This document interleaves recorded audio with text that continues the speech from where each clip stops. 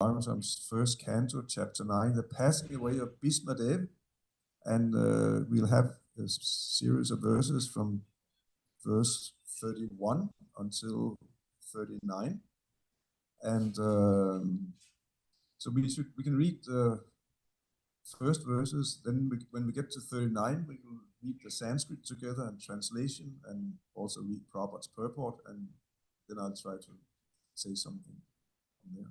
Hope that's okay. So who starts? Just stand you.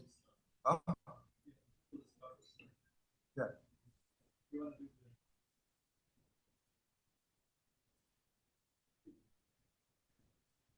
Spaced out. Sorry, I'm also not always sure if was it today or was it yesterday I said it or not. Yeah.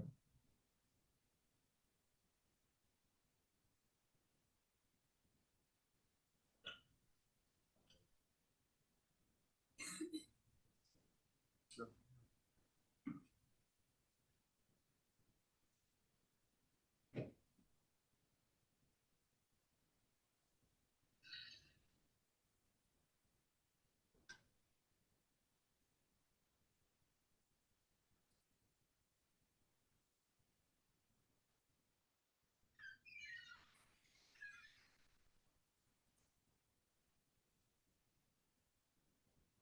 By pure meditation, looking at Lord Sri Krishna, he at once was freed from all material inauspiciousness and was relieved of all bodily pains caused by the arrow wounds. Thus, all the external activities of his senses at once stopped, and he prayed transcendently to the controller of all living beings while quitting his material body. Bhisma said, "Let me now invest my thinking, feeling, and willing, which was so long engaged in different subjects and occupational duties, in the all-powerful Lord Sri Krishna. He is always self-satisfied, sometimes being the leader of the devotees who enjoys transcendental pleasure by descending to the material world, although from him only the material world is created."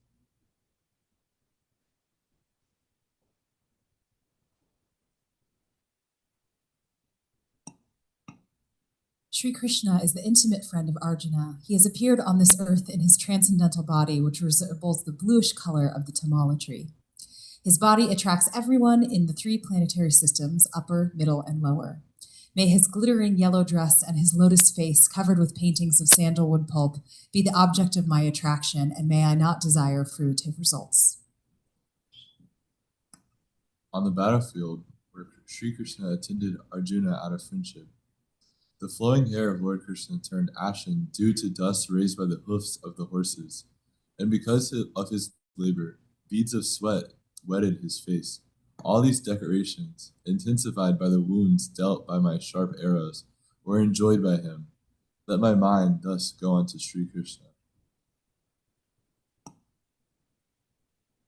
In obedience to the command of his friend, Lord Sri Krishna entered the arena of the battlefield of Kurukshetra.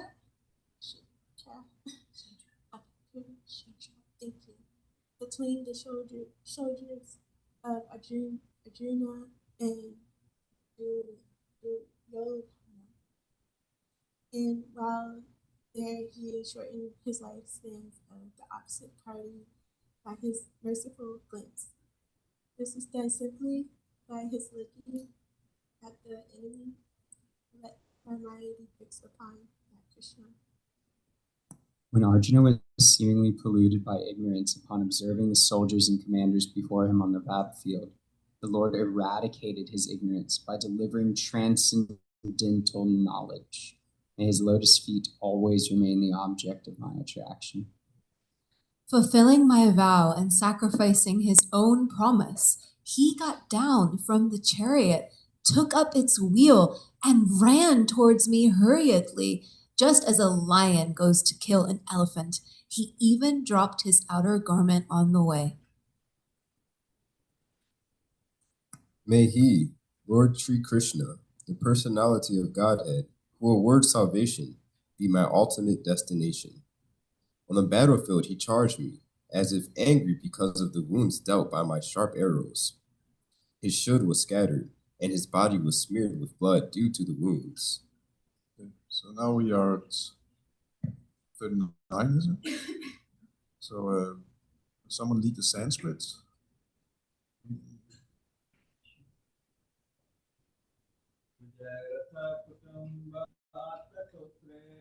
Vijaya Rata Kutumba Atta Totre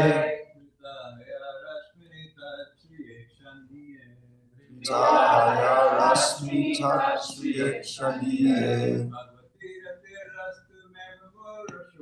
Bhagavati Rati Astu Mimumosho Yami Raksha Hata Gata Swarupam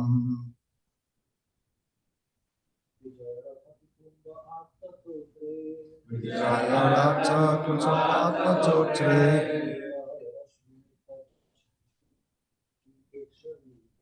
Vitaya Rasmi Tatshriekshaniye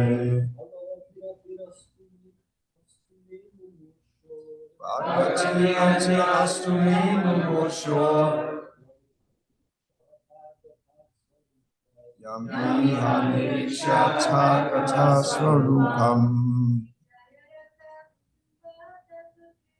Vijaya Rata Kutumba Totre Tritahaya Rasmi Tatshriekshaniye Bhagavati Rati Astu Mimumosho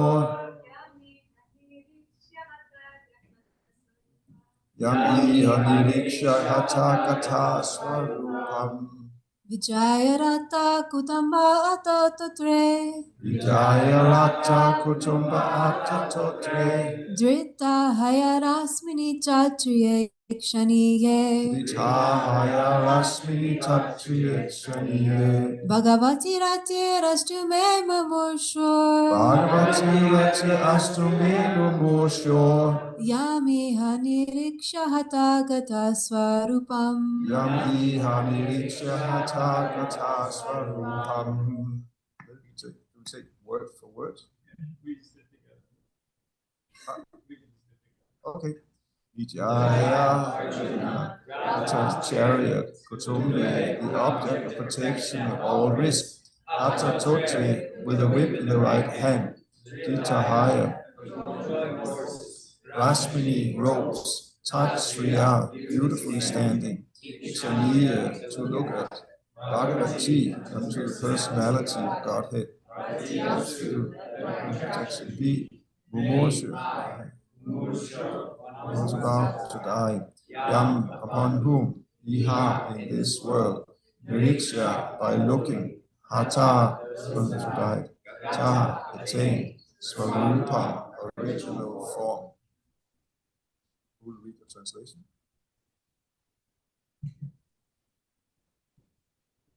Okay.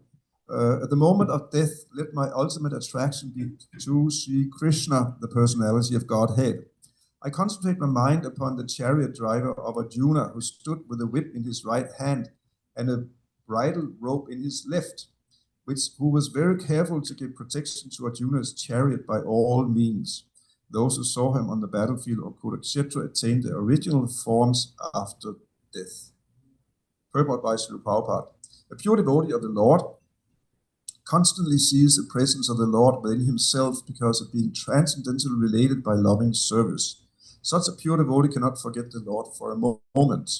This is called trance. The mystic yogi tries to concentrate upon the supersoul by controlling the senses from all other engagements, and thus he ultimately attains samadhi. A devotee more easily attains samadhi or trance by constantly remembering the Lord's personal feature along with his holy name, fame, pastimes, etc. Therefore, the concentration of the mystic yogi and that of the devotee are not on the same level. The concentration of the mystic is mechanical, whereas that of the pure devotee is natural in pure love and spontaneous affection. Bhisma was a pure devotee, and as a military marshal, he constantly remembered the battlefield feature of the Lord as Parthasarathi, the chariot driver of Arjuna. Therefore, the Lord's pastime as Parthasarathi is also eternal. The pastimes of the Lord, beginning from his birth at the prison house of Kansa up to the Mausal Leela at the end, all move one after another in all the universes, just as the clock hand moves from one point to another. And in such pastimes, his associates like the Pandavas and Bhisma are constant eternal companions. So Bhisma Dev never forgot the beautiful feature of the Lord as Parthasarathi, which even Arjuna could not see. Arjuna was behind the beautiful Parthasarathi, while Bhisma Dev was just in front of the Lord. As far as the military feature of the Lord is concerned, Bhisma Dev observed this with more relish than Arjuna. All the soldiers and persons on the battlefield of Kurukshetra attained their original spiritual form like the Lord after their death, because by the causeless mercy of the Lord they were able to see him face to face on that occasion. The conditioned souls rotating in the evolutionary cycle from the aquatics up to the form of Brahman are all in the form of Maya, or the form obtained by one's own actions and awarded by material nature. The material forms of the conditioned souls are all foreign dresses, and when the conditioned soul becomes liberated from the clutches of material energy, he attains his original form. The impersonalist wants to attain the impersonal Brahman effulgence of the Lord, but that is not at all congenial to the living sparks, parts and parcels of the Lord. Therefore, the impersonalist again fall down and get material forms, which are all false to the spirit soul. The spiritual form, like the Lord's, either two-handed or four-handed, is attained by the devotees of the Lord, either in the Vaikunthas or in the Goloka planet, according to the original nature of the soul. This form, which is 10% spiritual, is a swarup of the living being, and all the living beings who participated on the battlefield of Kurukshetra on both sides attained their swarup as confirmed by Bhisma Dev. So Lord Sri Krishna was not merciful only to the Pandavas. He was also merciful to the other parties, because all of them attained the same result. Bhisma Dev wanted the same facility also, and that was his prayer to the Lord. Although his position as an associate of the Lord is assured in all circumstances. The conclusion is that whoever dies looking on the personality of Godhead within or without attains his swarup, which is the highest perfection of life. I'll read the verse again, Sanskrit verse. Vijaya Rata Kutumba Attatutri Drita Haya Rasmini Tatriyekshaniye Bhagavati Rati Astume Mumushor Yam Yahani Riksha Hatakata Swarupam. At the moment of death, let my ultimate attraction be to Sri Krishna, the personality of Godhead. I concentrate my mind upon the chariot driver of Arjuna, who stood with the whip in his right hand and the bridle rope in the left, who was very careful to give protection to Arjuna's chariot by all means. Those who saw him on the battlefield of Kurukshetra attained their original forms after death. So this is a wonderful section in the Bhagavatam, where we hear about the passing away of Lord Bhisma Dev and the relationship between Lord Sri Krishna and his very, very dear devotee, Bhisma Dev. This is actually the main topic of the Bhagavatam, the relationship of the Lord and his devotees. And of course, we all have a relationship with the Lord. This is our Swarup. Here the word is used, Swarup, which means one's own form, who we really are. And we have an eternal relationship with the Lord. That is actually our Swarup. This is our eternal nature. It's a very extensive topic described in the Bhagavatam and in the literatures.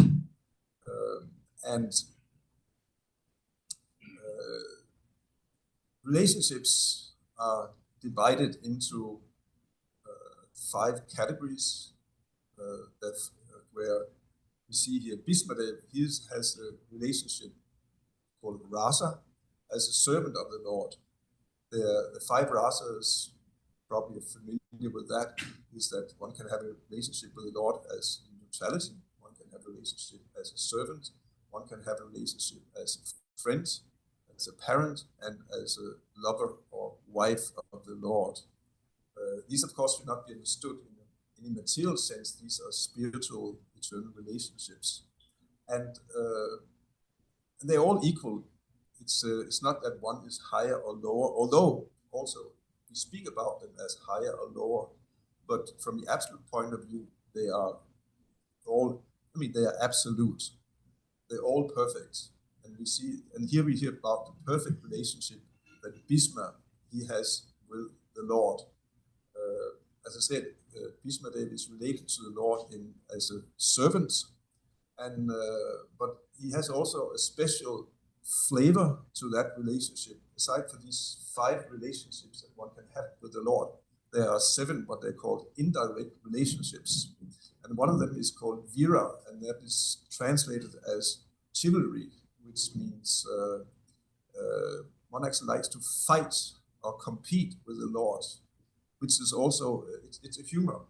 Actually, we all know this. Actually, all these relationships that are there with the Lord, we also experience them. Actually, we have them here because they are there in the Lord and in our relationship with the Lord. So one relationship one can have with friends or with servants is fighting and competing, which is also actually enjoyable. Isn't that don't we enjoy competition, all of us, especially if you win? But but just the humor of fighting and competing and so on, that's a very spicy and exciting relationship. The Lord also, Krishna being a person, that's something we always have to remember. Personalistic philosophy really means that Krishna, he is a person with all the propensities that persons they have. And the main propensity the person have, all of us, is that we actually want to enjoy and we want to be happy. I don't think anyone can object to that. We can disagree on all kinds of points, and we can be very different in many ways, but we all have that one thing in common. We like to enjoy, we like to be happy. Any disagreement? Not sure.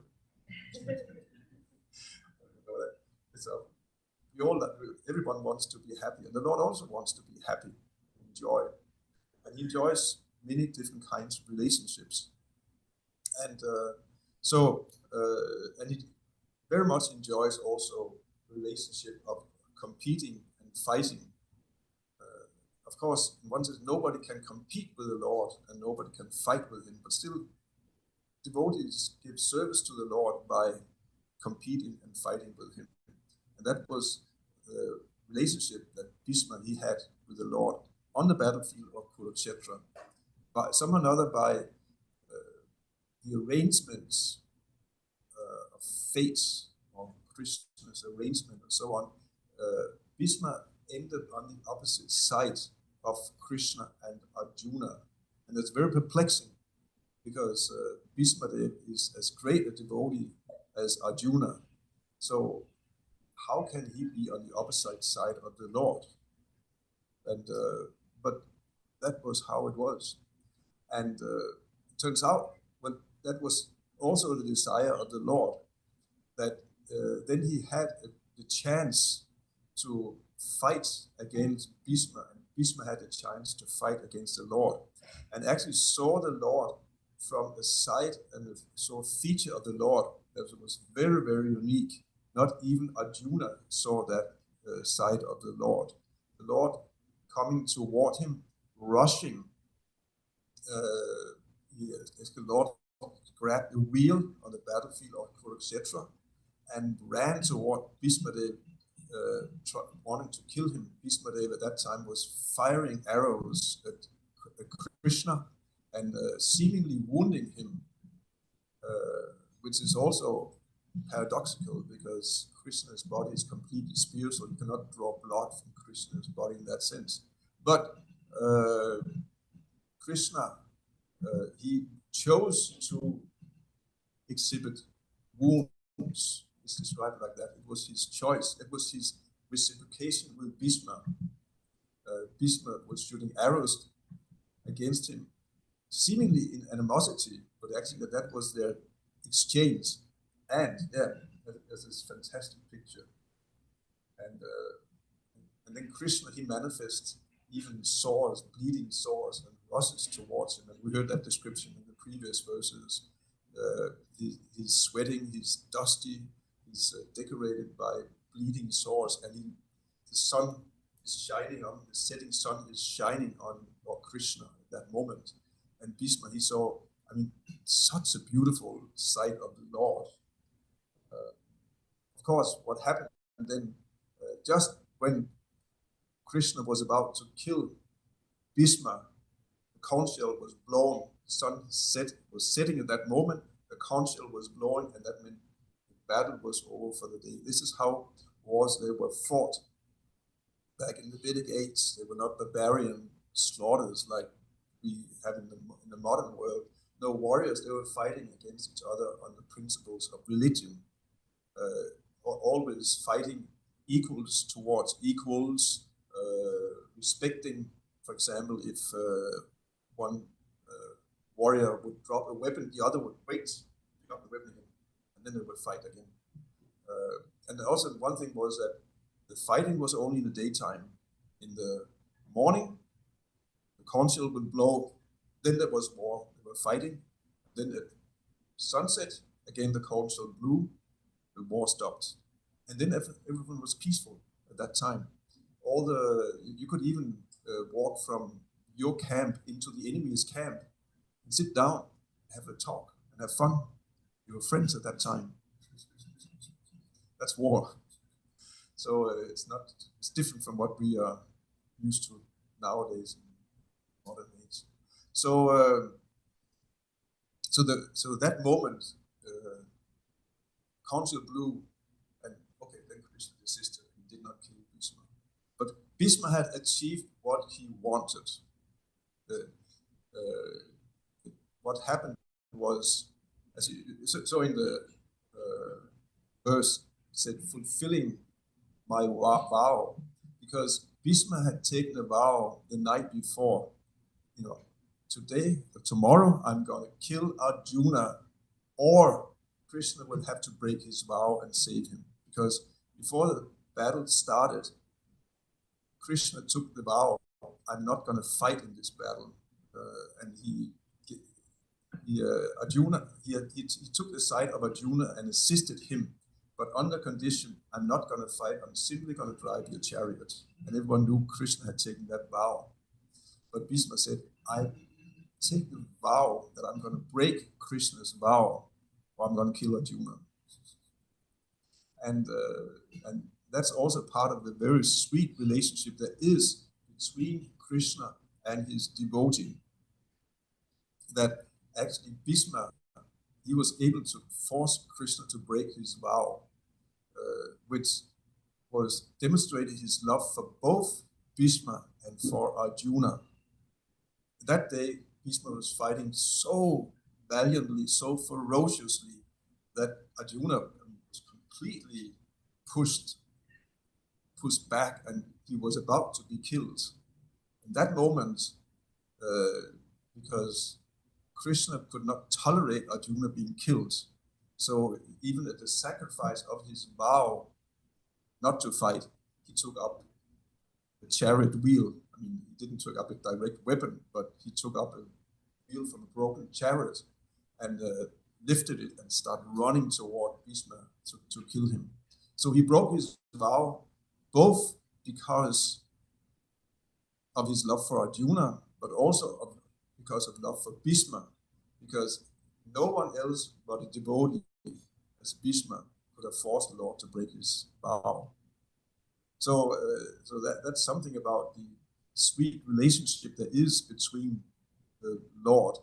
The Lord is obviously, he's everyone's Lord, he's unconquerable, who can control him or anything like that. But he's controlled by his devotee. His devotees' love controls the Lord, so he even breaks his promise. And it's more important for him to fulfill the vows of his devotees than it is to fulfill his own vows. So these are some of the the exchanges that are going on between Krishna and Bhisma and Arjuna, which are beautifully illustrated here in the Bhagavatam, and this chapter especially is being discussed. And Bhisma is remembering that, that I saw Krishna in the form of Parthasarathi, most fantastic, beautiful form, and he's praying, let me remember that form only. Now I'm about to leave. That's of course also the instruction of this chapter. It's in perfect instruction in how to die. That moment we all will come to, sooner or later, probably sooner, more sooner than later. Time goes very fast, by the way. If you notice that, time goes fast. Death can come any moment or any time. It might be 50 years from now, who knows, which is not such a long time actually. And what we are doing is tested at the moment of death. Having a successful life is simply tested at what happens at the moment of death. Everything else has no meaning whatsoever. The moment of death, one has to be able to, like Bhisma, be fully absorbed in Krishna at the moment of death. And of course, that's, as Krishna says in the Bhagavad Gita, Anta kala chamame mas maran mukta kalivaram ya prayati samadvaram yati nastyata sansaya. That whatever state, whoever, the moment of death, when he quits his body, remembers me alone, attains to me. That is because, as Krishna says in the next verse, also very important verse, these are two verses that everyone must memorize and always be conscious of. Yam yam bhavi smaram bhavam chata chanta kalivaram tam tam vivaiti kaunta yasadata bhava bhavita. That whatever state of being one remembers at the moment of death, that state one will attain. Whatever you think of at the moment of death, that's where you go. Very, very simple. But then what does one think of at the moment of death? One thinks of what one has been preoccupied with through his life. It's not that one can just live one's life casually and whimsically and just engage in whatever one wants. And then suddenly at the moment of death, now I'm thinking of Krishna. It doesn't work like that. We will, at the moment of death is a very special moment. Then that one's life will, in one sense, one will see one's complete life in a moment, and the most dominant thing in one's has been following one's through one's life, that will actually be what is in the forefront of one's mind. Then one will attain that next state. So we have to cultivate Krishna consciousness and develop our relationship to Krishna in this now, here and now. And that means, of course, at every moment through this life, we have to cultivate Krishna consciousness. For us, it's a cultivation. Bhisma is on the, of course, a perfectly pure devotee. His relationship with the Lord is spontaneous. He's on that level that way. Even if he wanted to forget Krishna, he cannot. But that's that's a perfect level. We are on the level, or we, of course, I cannot speak for all of you. Some of you may not, but speaking for myself, maybe some of you also, we are on the level where we have to cultivate our relationship with Krishna. We're not at this level spontaneously attracted to Krishna. We're spontaneously attracted to so many other things. And therefore, we engage in the practice of devotional service, of Krishna consciousness, in the regulated practice to purify ourselves and again reawaken that natural relationship we have with the Lord. The relationship is there naturally. It is within us latently. And it simply has to be reawakened by the practice of devotional service. That is stated in Chaitanya Charitamrita, Nitya Sita Krishna Prema Shada Kavanoi, Shravanadi Sudha Chitta Korya Odoy, that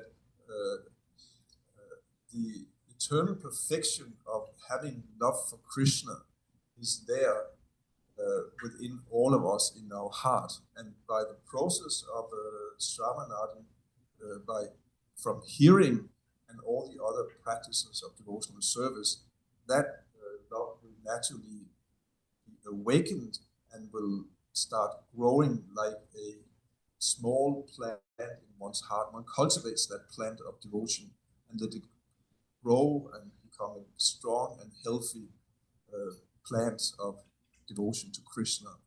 By Shravanadi, that means by hearing, and also by chanting and talking about Krishna and remembering him, and by serving him and worshiping him and praying to him, and so on, the whole practice of devotional service. And by engaging in that practice of devotional service, then it will arise within oneself. It is there already. It's not something one artificially, Prabhupada would say, it's not an artificial imposition on the mind. Of course, there are things which are there not there naturally within us, within our heart. For example, to be an IT engineer is not there in our heart naturally. If we want to become an IT engineer, of course, why would we want to do that? But there are those who want to be IT engineers. Well, then you have to go to technical university and study and so on. And at one point, you have acquired the knowledge and the skills to be an IT engineer. It's not there naturally. That's called, in Prabhupada's words, an imposition on the mind. Something has to be acquired from outside. But love for Krishna is not like that. It's there already within us. It simply has to be woken. It's like, Prabhupada gives the example, it's like a small child has naturally the propensity to walk. And just with some help, some encouragement, then the child very easily learns to walk. But if the propensity had not been there, then actually the child would have a very hard time to walk. For example, a dog does not have a natural propensity to walk on two legs. You can train the dog somewhat to walk on two legs, but as soon as it gets a chance, it's back on four legs, and then it's not natural for the dog to walk on four legs. But for human, it's natural to walk on four legs. So just some little help, some encouragement, then the child starts walking very nicely. And that's the same with our love for Krishna. Just a little practice, just some encouragement, and then it comes out. It's a very easy process.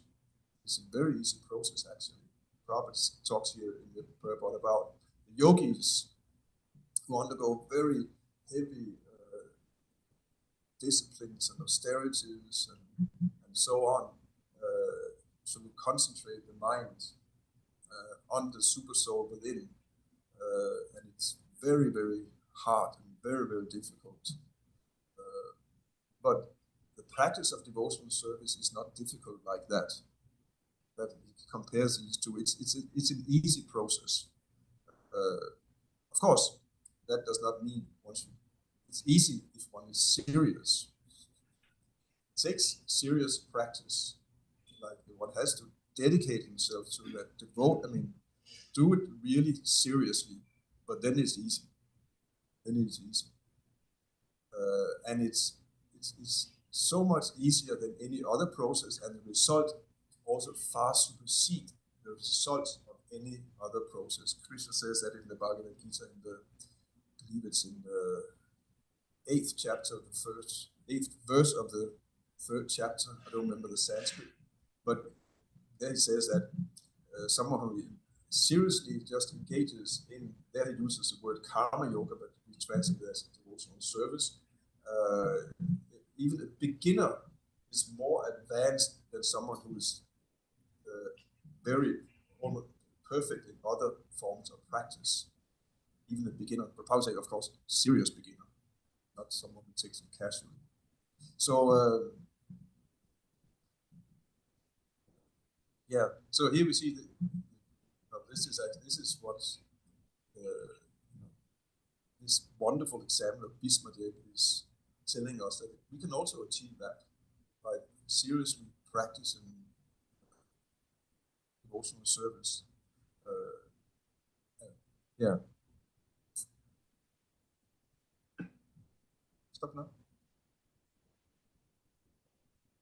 Yeah.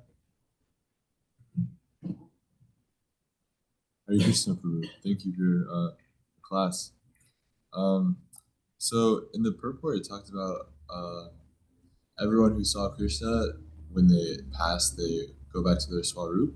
Yeah. But aren't they already in their Swarup because they're in a relationship with Krishna as like the enemy or whatever? No. They are not. No, they are in there. You can say their material bodies, and what their actual Swarup is. That will be. I mean, that's not. Maybe that will be revealed when they leave their bodies. What's happening here, of course, is not by chance who are there, who's there, and who die in the presence of the Lord. That is very special. It has, of course, something to do also even with previous lifetimes. Someone who has cultivated Krishna consciousness for and is actually they have reached a level of perfection, so they take birth in the place where Krishna has his pastime, and then they are allowed to associate with the Lord, and they are allowed to, in this case, pass away in his presence. And also, I mean, Krishna can also be causelessly merciful to, but most of them, they have a background of devotional service almost brought to the point of perfection. Therefore, they are allowed to die in the presence of the Lord. But in fact, anyone who dies in the presence of the Lord and anyone who is killed by Krishna, even those who are inimical, they attain their original nature. They go back home, back to God. At least they get liberation.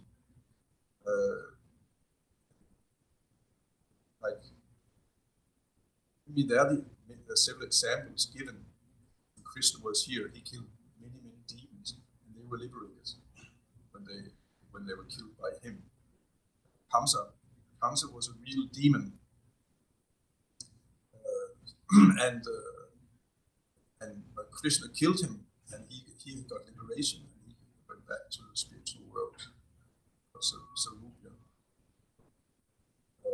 So that's.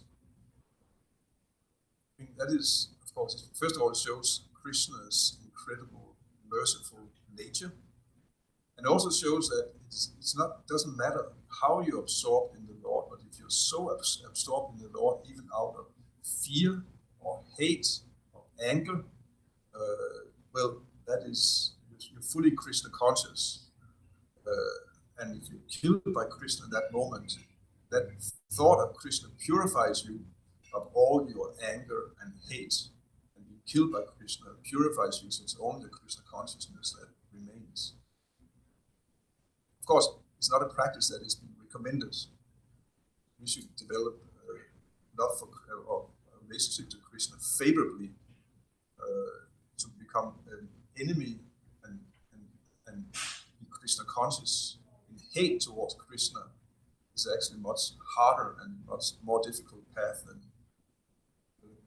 our favorable relationship to Krishna. The answer?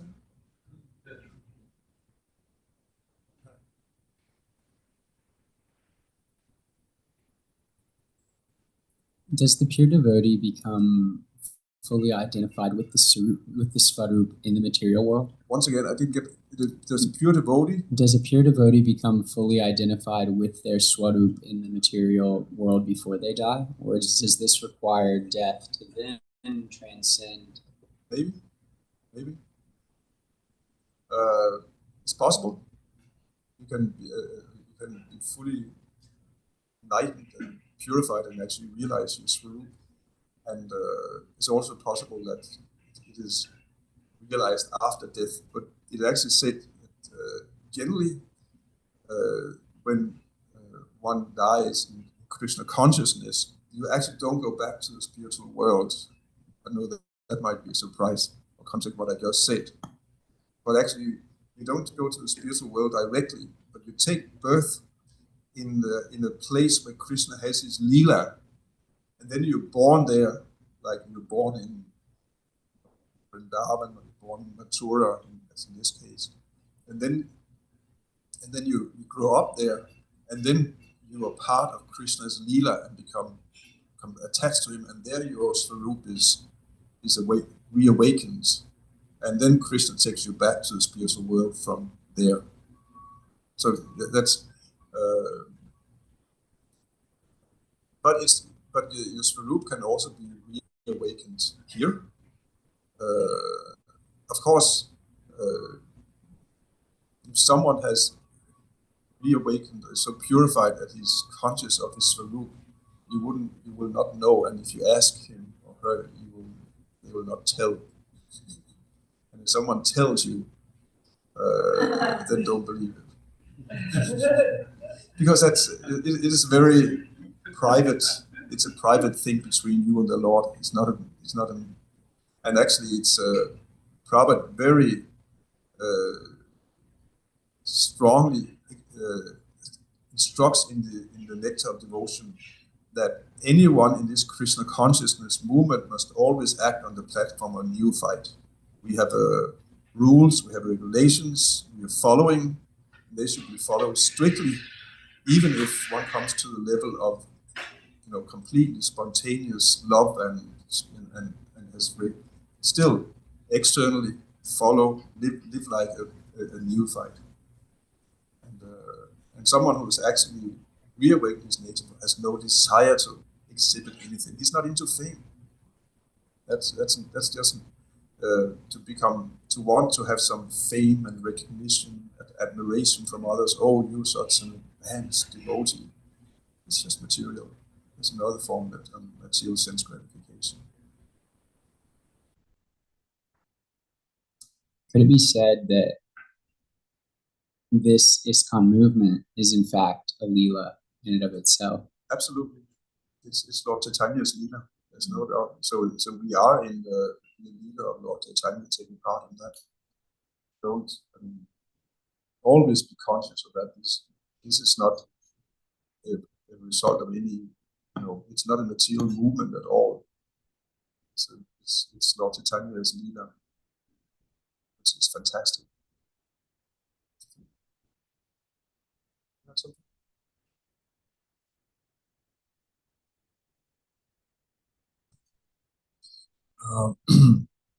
Yeah, this is a great class. These are really great texts as well. That's got me thinking, because some reason I've been thinking about recently what it's going to be like at the moment of death. And not really in concern, but curiosity, because I'm just going to get what I'm going to get. You know what I mean? And I'm just going to do my best until that happens. Depend on Krishna. Yeah, I'm just going to leave it up to Krishna Guru to drag me back however long it takes. That's kind of my mindset on. But my question is, I've been really wondering about, like, at the time of death, a lot of people who have had death experiences and then they've come back to life, and those have been examined. They talk about having a conversation, like with a loved one, or sometimes a masterful voice, maybe somebody they don't recognize. But I'm just wondering if you can talk about, like, how that's explained in our books. How is that explained in our books? I mean, there are, of course, a very very stark near-death experience is the experience of Arjuna, in the 6th canto, Arjuna, who definitely had an out-of-body experience. Arjuna was a very sinful person. And moment of death, the Yamadutas came to get him, and he was seeing the Yamadutas, messengers of Yamaraj. He got so scared that he starts calling for his son, whom he by fortune has named Narayan, named the Lord. He just called Narayan, Narayan. And that Narayan calling, it also suddenly awakens remembrance of Krishna and Narayan, because he was a devotee in his youth, but he fell down. So suddenly he has also some remembrance of Krishna at that moment. And then the Vishnu Dutas, they appear. And you know this, you've read it, isn't it? Many times. Yeah. But you read it. It's a famous example. So there you have conversations going on. There's a conversation between the Yamadutas and the Vishnu Dutas, and Arjuna is witnessing the whole thing. So yeah, there will be personalities when we come out on the other ends. Again, depending on our wherever we meant to go and so on.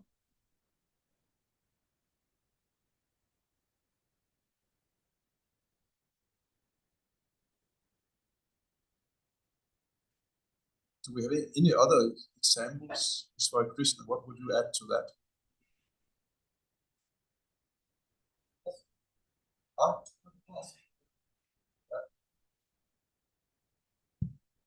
There's a verse in the Bhagavad Gita where it says, those who worship the demigods go to the planets of the demigods. Those who worship the forefathers go to the forefathers. Because those who worship the ghosts and spirits take birth among such beings. And those who worship me come to me.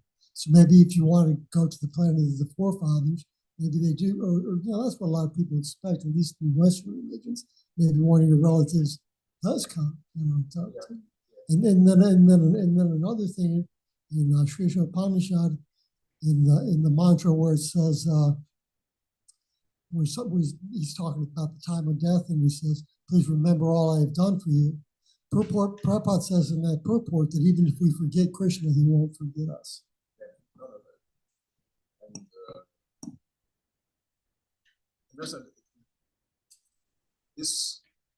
This we say three-dimensional world that we can perceive at present is only a small part of reality. There is a complete, more real reality on the other side, which is filled with personalities. It's not, again, existence is personal. So you cannot go anywhere where there are not persons and personalities who are there, and that you have to interact with and assist you, and they have to serve and who's helping you. And of course, the Lord is also there, and the Lord's servants are always also there. But I don't think I could comment more on these near-death experiences, which are definitely real, very interesting, and of course, Shastra can only gives just some ideas. There's so much more going on.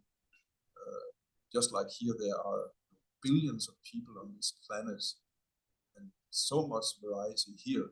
There's also, on the other side, there's more variety than we see here. It's not less variegation. The variegation we see here is actually just a shadow of the variegation that is found in the spiritual world and even on the higher heavenly spheres and so on. It's okay? Think about it.